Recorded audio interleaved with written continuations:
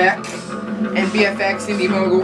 They're awesome, by the way. You should check them out. The video we got this idea from was the Evil Dead chainsaw arm. We basically take the same basic idea, but instead of using couplings and all that random hardware to make the hand slot, we just added a handle.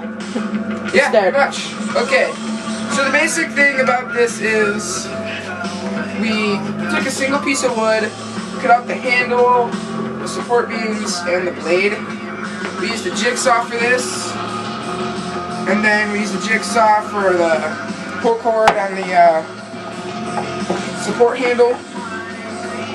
And yeah, pretty much all this was jigsaw, almost. Pretty much. The only thing that wasn't jigsaw was this. This was a handsaw. Me and Matt, Dad said we could do it while he was at work. You know, doesn't require power tools, so we just started cutting out it doesn't some matter. of the stuff. Shut up. Okay. Basically what we did is we cut out a basic handle shape, including a little board, including that it goes out. This little board. That little board you see inside right here was just a support board for the handle, which Matt works with. So there was a thing right here for the handle to hook onto. This is an old Lego bucket, by the way, and it was square, so it worked. We just basically bolted this to that, and then went to the end and bolted the end to the end of the bucket. And then for the blade, we cut out the blade shape, and then we cut out these block things that will sit against the side of the bucket. So we can do this, we can drill it, and it won't go anywhere. And then we added hot glue, this some support. And then the chain, the actual blade itself, is just, I don't know if you can see that, an old rusty bike chain. I think the rust really added something to there. I don't know, it just looks really cool. And then that was hot glued onto the edge, as with this upper support handle, this, and this little guy right here. Let's get a shot of the inside and explain how we built up the blade. I already did. Oh. And then this was a little like disc thing. It was an old light fixture from our old room. My dad stood up, hit it with his head and broke the shield and broke the actual light. So we took this down and said we could use it. So we took it down, and instead of just replacing the light, we had to go out and buy a whole new system.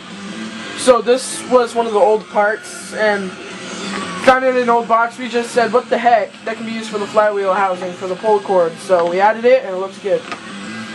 And this is just a shoelace. It doesn't go anywhere. It doesn't work. It's just hot glued to the side. I came up with an idea, but. And then the toggle switch, the kill switch, nifty switch.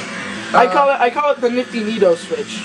You can call it whatever you want. Basically, take this top part off. This unscrews, and then you drill a hole, slip the thing up, and then you put it back in place, and you can see it in there. It's that little black thing up there. And yeah, my dad had a whole bunch of electrical miscellaneous hardware like that to make it look cool. And then all you need is some red and black acrylic paint. We used apple barrel acrylic paint, or that's reserved, and folk art pure black acrylic paint, or it's reserved. Yeah, this is our workstation. Isn't it pretty? It's Van Halen.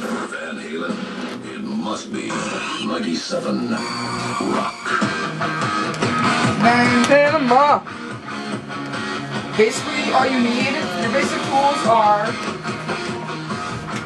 hot glue gun, hammer, miscellaneous hardware, nuts and bolts, you know. Screwdriver, flathead, and a Phillips head to separate the chain. And then a drill.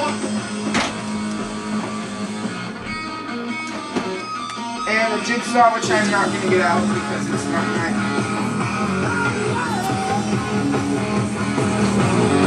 And I think it turned out pretty freaking awesome. And I have to say the coolest part about this chainsaw is that it was made on a budget of $0. And 0 cents. All this stuff was free. So, if you have a dad that used to work for bands, like lighting and stuff, like my dad did, that's how we got the switch. That's also great because I'm sure unless he likes to throw stuff away, then I'm sure he has a lot of that stuff lying around, which is paper switches. And yeah, and if you're like me and Mike that like to build ramps out of pretty much nothing, wood is always available. Even if you don't remember where you got it, wood is always available.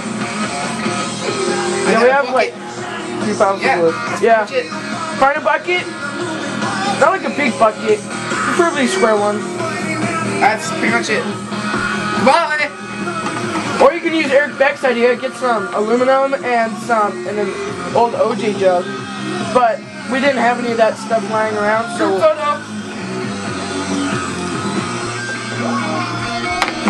You're supposed to take a picture of me, Ron. Group photo. by the way, don't say we're fat, because we know.